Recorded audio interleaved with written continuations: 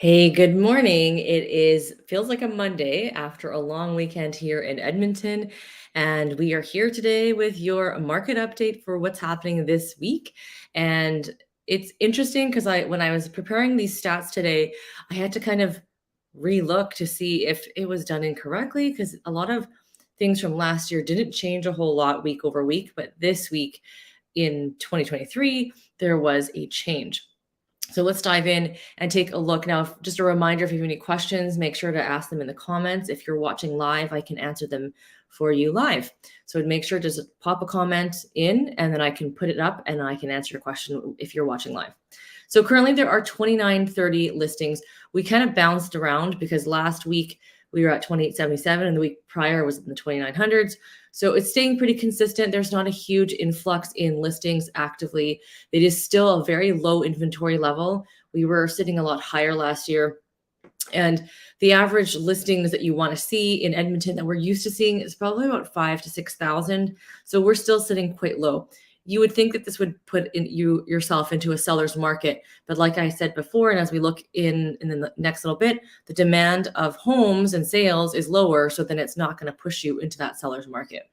In St. Albert, we had 172 listings over 165 the week before. In Sherwood Park, 87 over 79. In Spruce Grove, 168 over 169. So week over week, each city, like our city and the surrounding areas, hasn't changed a whole lot.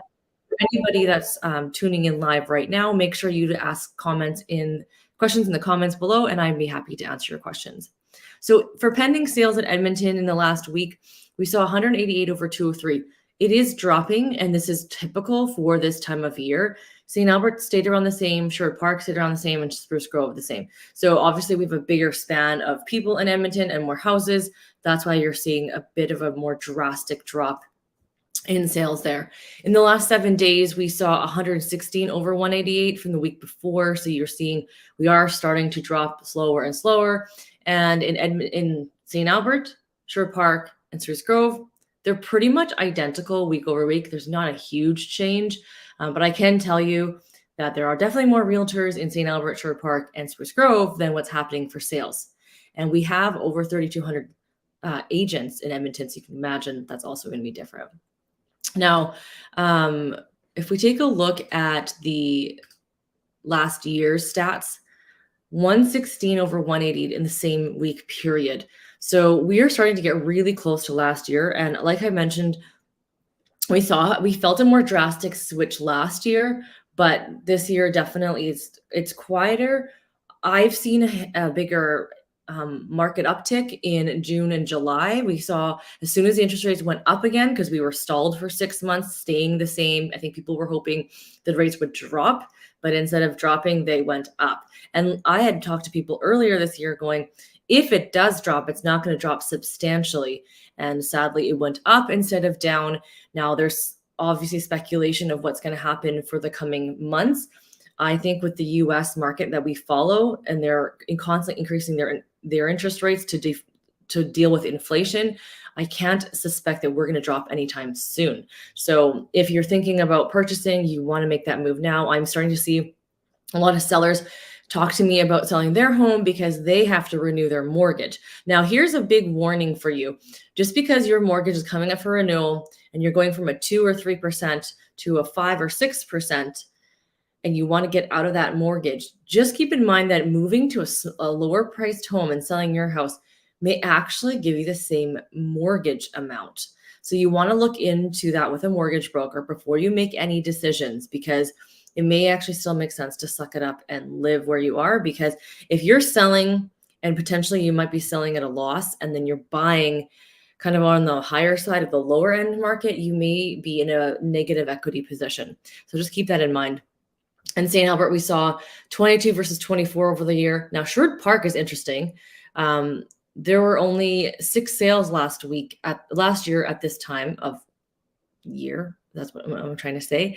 But they had 22 this past 7 days, and 6 all of last year at this time. So I don't know what was going on there. And in Spruce Grove, we had the reverse. We're at 7 sales this week and 17 the week before. So interesting take, but it's August. People are taking their last minute vacations that they can take. wanting to get that holiday in before school starts and before all the routine starts. But I know there's a lot of people looking to buy that house and try to move in before the snow falls here in Edmonton. Snow starts to fall potentially in October, usually Halloween at the end of October. So if you were looking to buy a house right now, you could possibly be moving in October. Regular possession, quick possession would be end of this month, early September. Regular would be about October. A little bit stretched out is 90 days, which is November. So I think a lot of people who are thinking of, oh, I need to move in before Christmas even, are starting to think that way. They're getting home from holidays and realizing, okay, we need to make a move. And again, like I mentioned, with the interest rates potentially not going anywhere but up in the near future, you want to make a decision on what you're going to do with your current mortgage. That's something we're even thinking about because our mortgage comes up for renewal next year, and it's thinking about different strategies.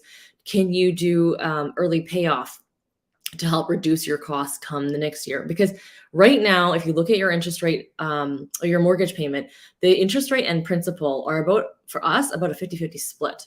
When the interest rate changes to a higher one, the fees or the payment isn't going to go up by 3 times, but the amount going to interest is a lot. And so the allocation of 50-50 is more like 80-20 or 90-10, which is kind of gross to know that that much is going towards interest. So if you have the ability to pay off your principal, when you do a prepayment, it goes fully 100% to your principal.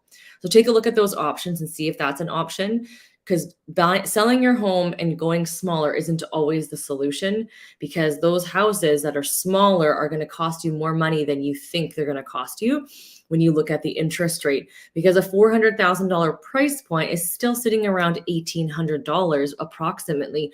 So if your mortgage payment is about $2,000 for a house that's, let's say, 550, you have to understand that you might be paying the same mortgage payment for a much smaller house. And that does put you, like I mentioned earlier, in a negative equity position, depending on when you bought that first house.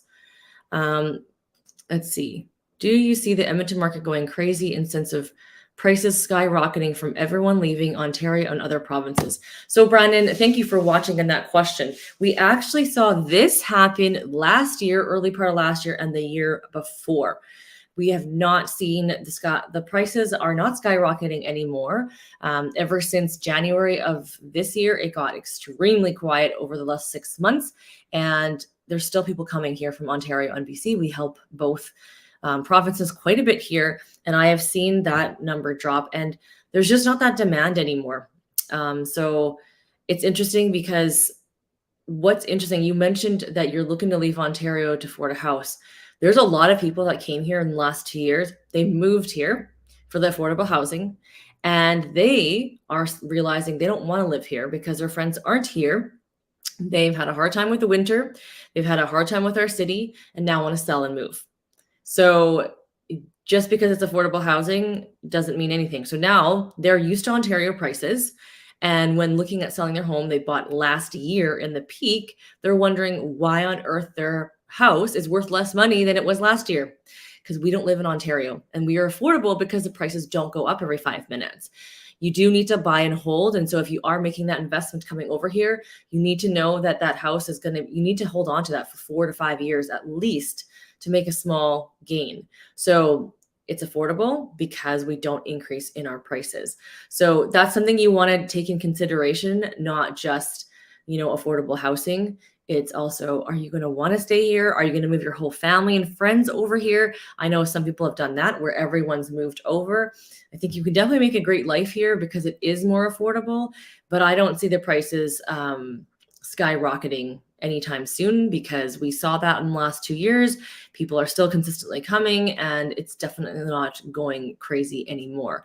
So if you are wondering when the best time to buy is, typically there's more inventory from March all the way till June. That's the height spring market, but you're competing with other buyers.